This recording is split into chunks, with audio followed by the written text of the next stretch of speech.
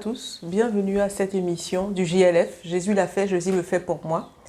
On a la joie d'accueillir encore aujourd'hui notre sœur Dina, elle était déjà passée il y a quelque temps. Et gloire à Jésus-Christ, tu vas nous partager un autre témoignage. Oui. Bonjour à toi. Bonjour. Comment vas-tu? Bien. Gloire à Jésus-Christ. Je te laisse la parole. Je voudrais vous partager un témoignage de guérison. Donc, quand j'étais adolescente au lycée, donc vers 15-16 ans, jusqu'à mes 32 ans à peu près, 32 ans, je souffrais d'anémie. Donc, pour ceux qui ne savent pas, j'avais mon taux de fer dans le sang, dans mes globules rouges précisément, il était très très bas. Donc la normale, c'est entre 12 et 14 grammes par litre de sang. Et j'étais en dessous de 10 en moyenne à peu près à chaque fois. Et ce qui se répercute sur mon corps, grosse fatigue. Donc j'étais obligée de faire des siestes pour pouvoir récupérer. Donc au lycée, c'était pas forcément pratique. Bon, je pouvais pas faire de sieste, mais j'étais très fatiguée. Et puis après, plus tard en grandissant, dans ma vie, au travail, etc., fallait que je fasse une sieste en rentrant du travail. Donc du coup, après ça, le soir, je dormais pas, donc insomnie. C'était un peu un cercle vicieux. Et quand j'ai eu cette guérison, c'était vraiment un peu comme un déblocage pour moi. C'est vrai que je parlais toujours de l'anémie, je disais ma maladie, ma maladie. Je m'étais vraiment approprié ça.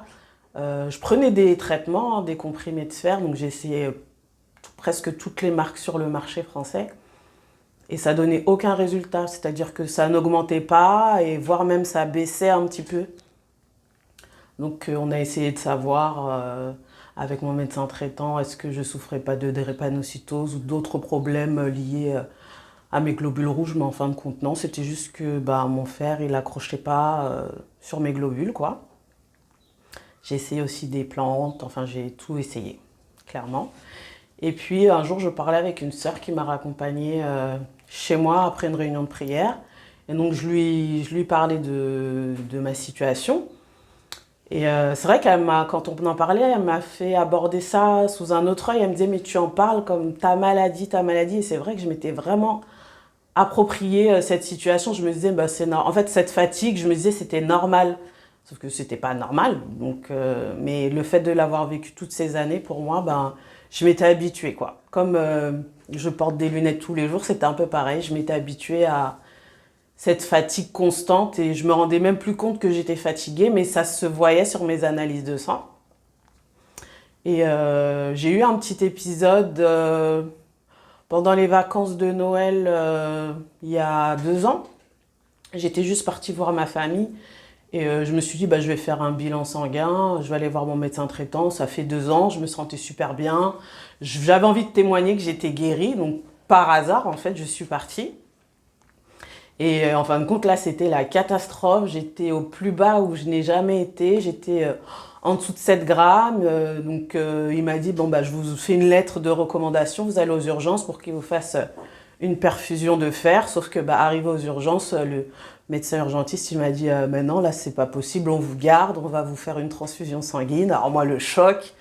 Déjà, je suis sortie le matin comme ça, à moitié réveillée. Enfin, voilà. Et pour me retrouver hospitalisée. Et merci Seigneur, ma mère faisait une vacation à la clinique où je suis allée. Du coup, elle est venue me voir, je lui ai expliqué, etc.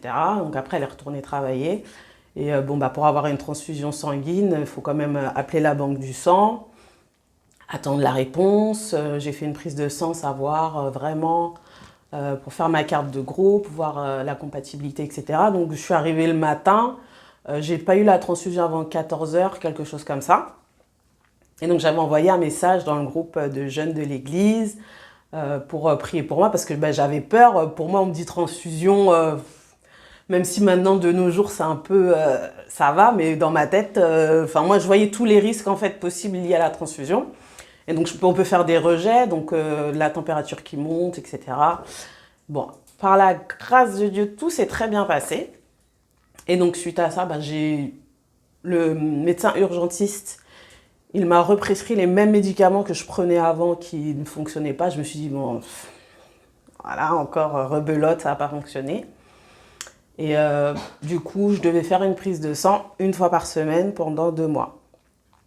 Suite à la transfusion, c'est remonté de 2 grammes. Et après, chaque semaine, ça remontait de 1 gramme.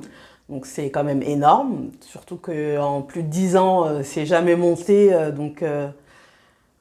C'était incroyable, c'est le mot vraiment. Surnaturel. Et au bout d'un moment, moi, comme d'habitude, ça me lassait de prendre un comprimé tous les jours. Surtout qu'au début, c'était 2 le matin, 2 le soir pour vraiment booster. Donc ça faisait beaucoup. Et après, j'ai eu cette discussion du coup avec cette sœur et je me suis dit, ah oui, en fait, c'est pas ma maladie. J'ai déclaré que j'étais guérie. Et en fin de compte, les autres examens, même après que j'ai fini de prendre le traitement, ça stagnait, ça descendait pas. Et j'étais vraiment du coup à plus de 12 grammes. Et là, je me suis dit, c'est bon, je suis guérie, je vais aller témoigner. Et puis jusqu'à présent, c'est toujours le cas. Je ne suis pas plus bas et gloire à Dieu. Amen. Merci Seigneur. Merci Dina pour ce témoignage. Merci pour la fidélité de Christ. Et on prie qu'il continue à œuvrer dans ta vie. On prie que Dieu fasse encore pour toi. Ce n'est pas fini.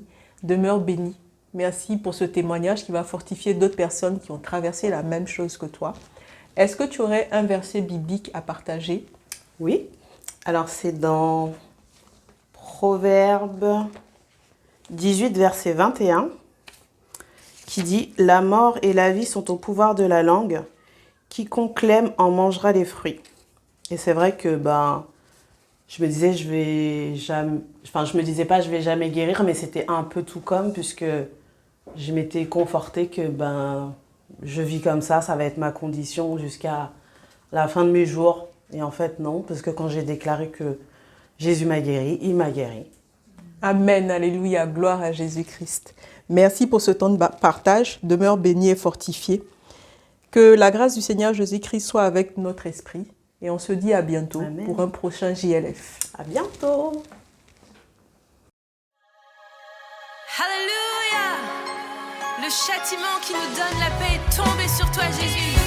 Mais c'est par tes meurtrissures que nous sommes guéris. Quand les épreuves m'accablent, je pourrais t'oublier. Mais je choisis de prier. Quand les épreuves m'accablent, je pourrais t'oublier. Mais je choisis de briller.